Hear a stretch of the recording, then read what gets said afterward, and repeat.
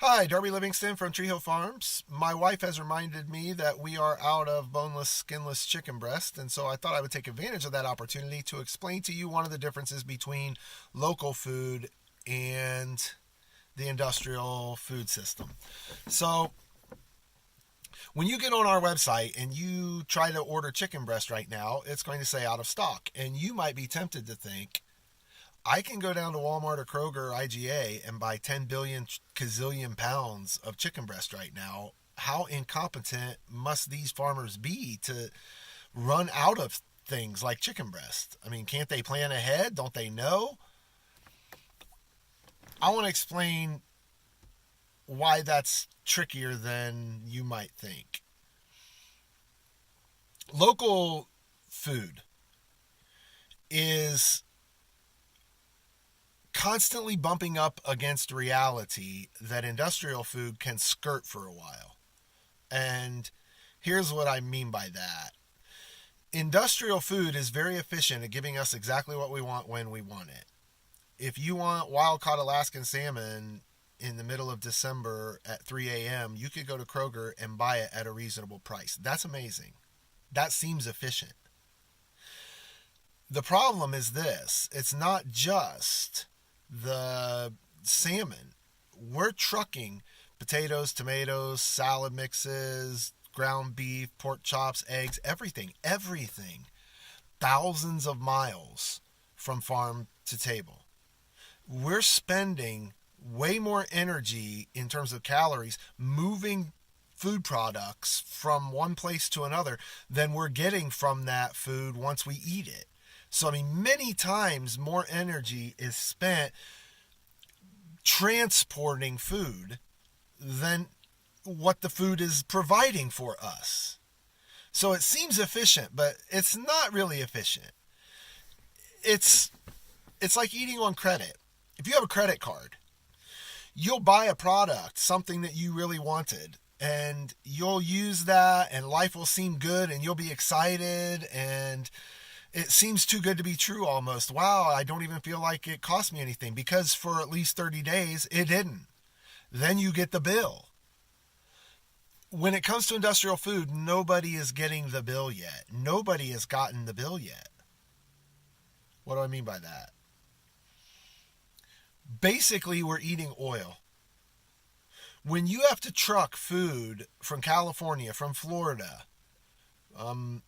beef from Nebraska, all the cows from all over the country, you have to ship all the cows to Nebraska or Iowa and then process them and then ship them back out across the country as meat. I mean, just all of the trucking that takes place.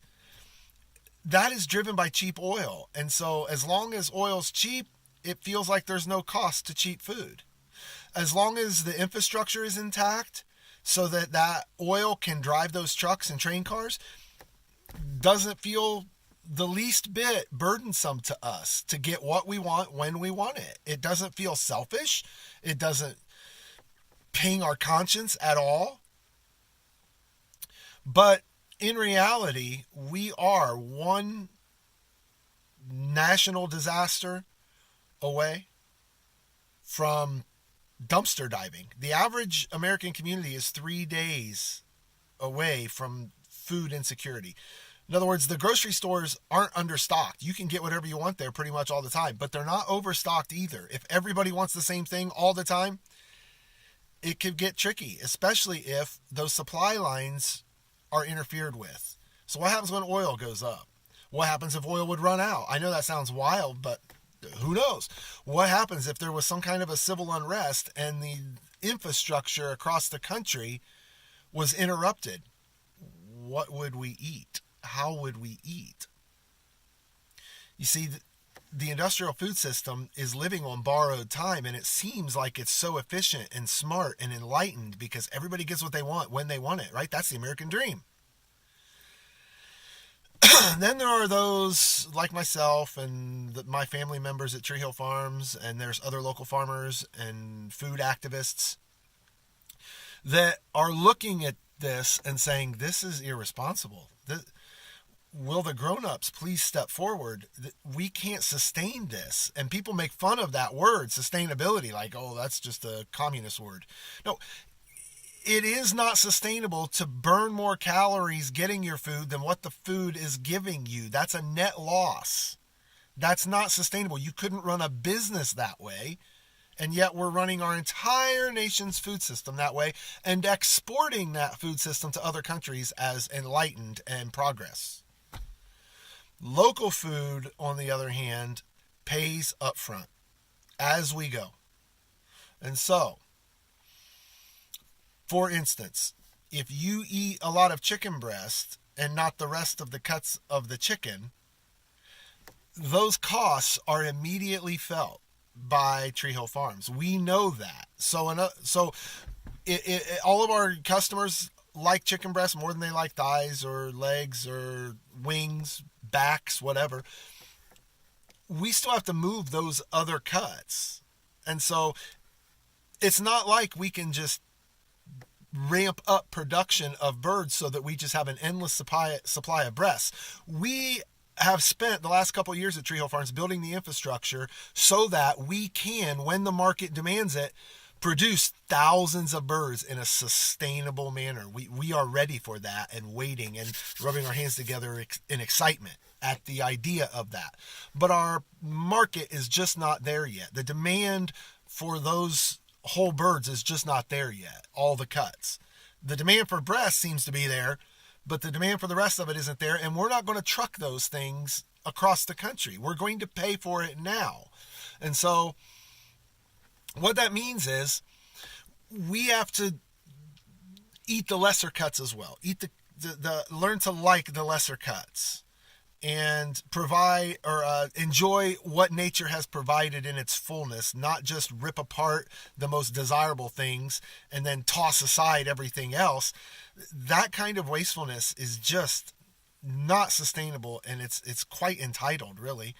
And so our goal is to level out supply and demand. We will always, we're not done with birds. We're going to continue to grow them, and we have many of them growing right now, hundreds of them growing right now and ready for processing pretty soon.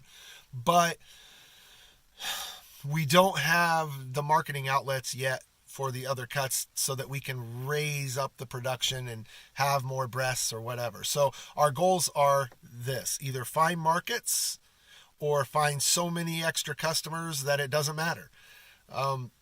We obviously would rather find markets for those lesser cuts. So if you have been curious about these other cuts of meat, you don't know what to do with them or whatever, we will help you find ways to cook those in enjoyable manners and in an enjoyable manner and use recipes and stuff. But our goal overall is to provide a level supply and demand. And we're going to feel the weight of that quicker in local food than what you would in industrial food. It's just part of the reality of it. It's a whole different scale. Just like it's a whole different quality of food that you're getting, it's an entirely different system of logistics and distribution. And we think it's worth the trade-off. We hope that you do too. Thanks.